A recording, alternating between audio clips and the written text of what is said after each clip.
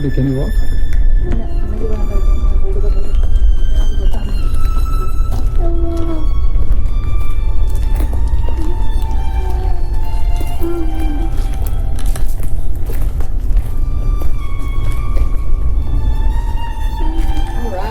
So this is the Lincoln home. It is the first and only home that Abraham Lincoln ever owned. He lived here with his family for 17 years until they moved out to the White House. It was built in 1839 and sold in 1844. They bought it as a one-bedroom, one-story cottage with a small sleeping attic.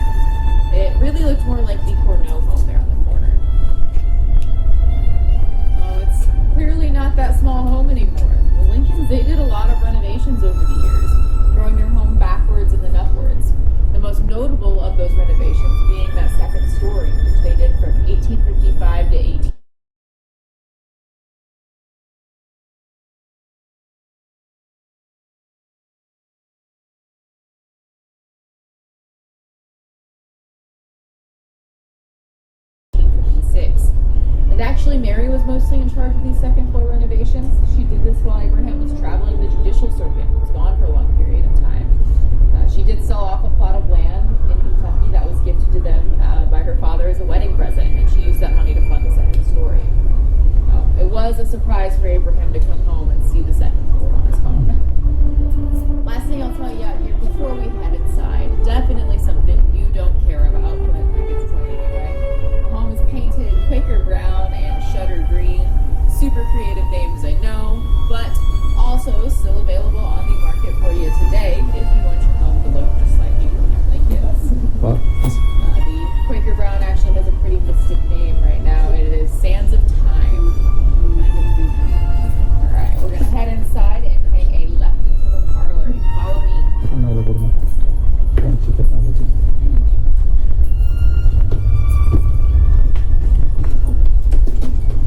And water.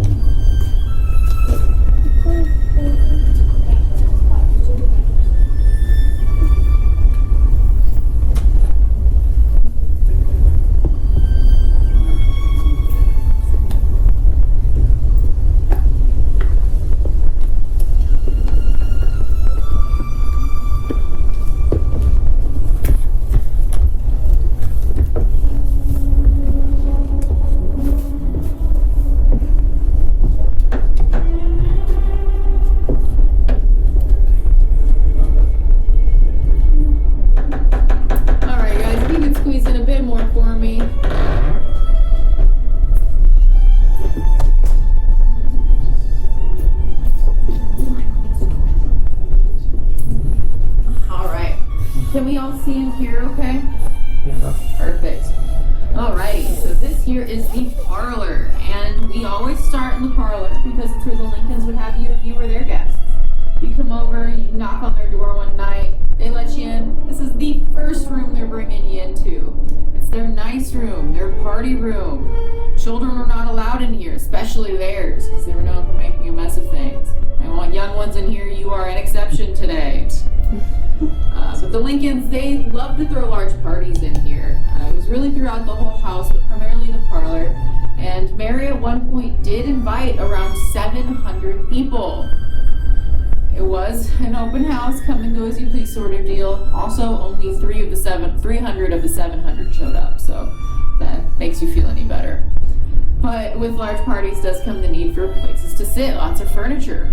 All of the chairs that you see in here, the couches, all of them except for the rocking chair there in the middle are original. They are artifacts of the Lincolns.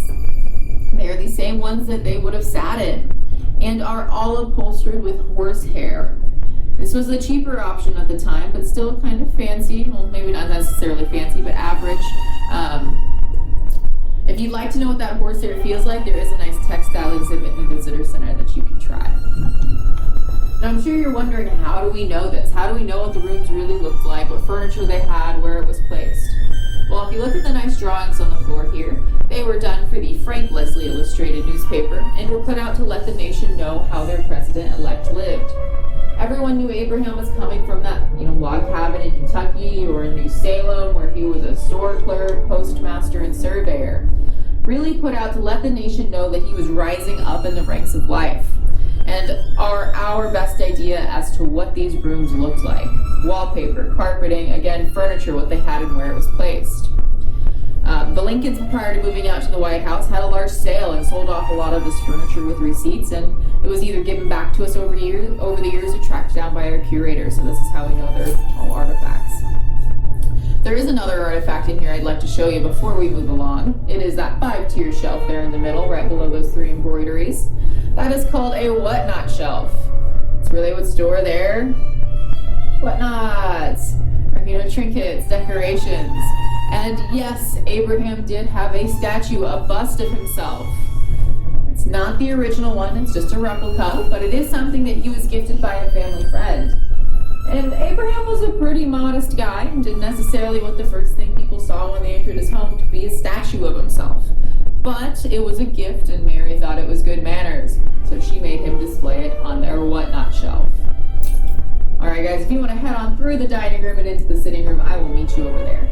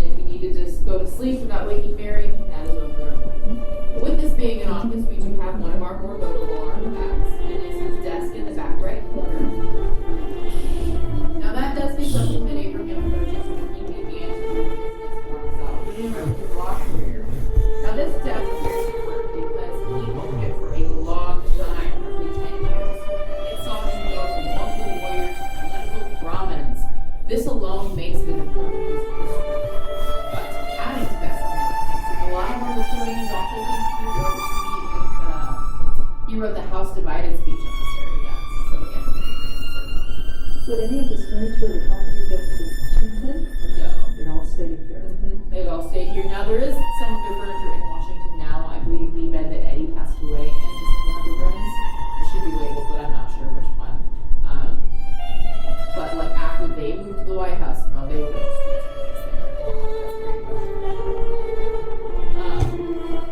now I do want to know what you think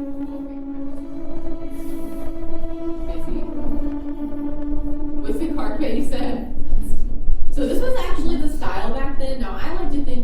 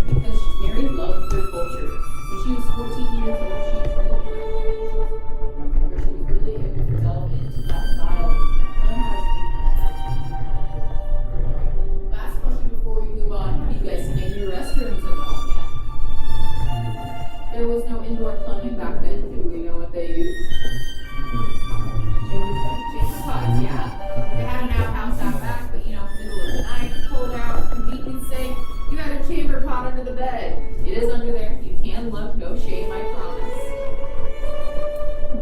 Now, Mary, she was a little frustrated with her chamber pot, and instead used the commode, a nice wooden box she could sit on with a chamber pot inside of it. And as you pass through her room, if you look to your left, you are going to get to see her original commode. The same one she used, and I'm sure Mary will be ecstatic to know that you all get to see it today.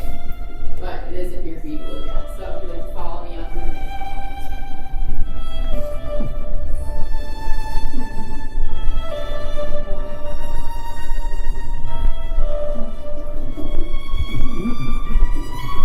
I'm taking the mask, hiding the face. I'm having this.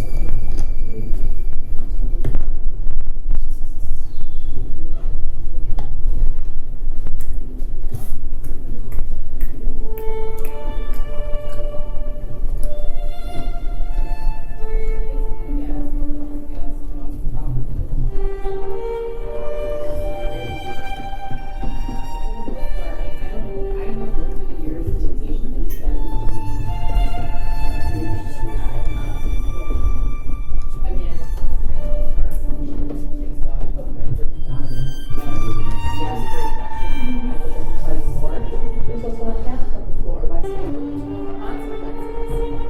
This is a quote from Abraham Lincoln himself, just to give you an idea of how lenient he truly was as a parent. He wanted his kids unrestrained by parental tyranny. So, yeah, tyranny of all words. So again, little to no consequences. Some of their other antics did include tracking mud up the sides of the walls in this very hallway and throwing ink and paper all over their dad's law office. Now, the people in the neighborhood weren't fond of this, and occasionally there were people in the house that weren't fond of it either. And that was the hired staff. Their room was back there on the left if they needed it. It was by no means required. Though they were usually immigrants of Irish or Portuguese descent or freed African American women, 14 to 17 years old, so very young, no family in the area, and likely not married yet, so needed that housing. The Lincolns, however, did also hire people that were neighbors, family, friends, residents of Springfield, and they were all just that, employees. They would get paid about $1.25, $1.50 a week, and they would do a lot of those undesirable tasks throughout the home, like emptying chamber pots, cleaning up after the boys, and helping Mary with those large parties. If it wasn't for them, those that stayed in the home, we wouldn't have some of these stories about the kids that you got to hear today. So, all right. Any questions for me up here? You guys can head on down into the kitchen. It is the last stop on our tour today.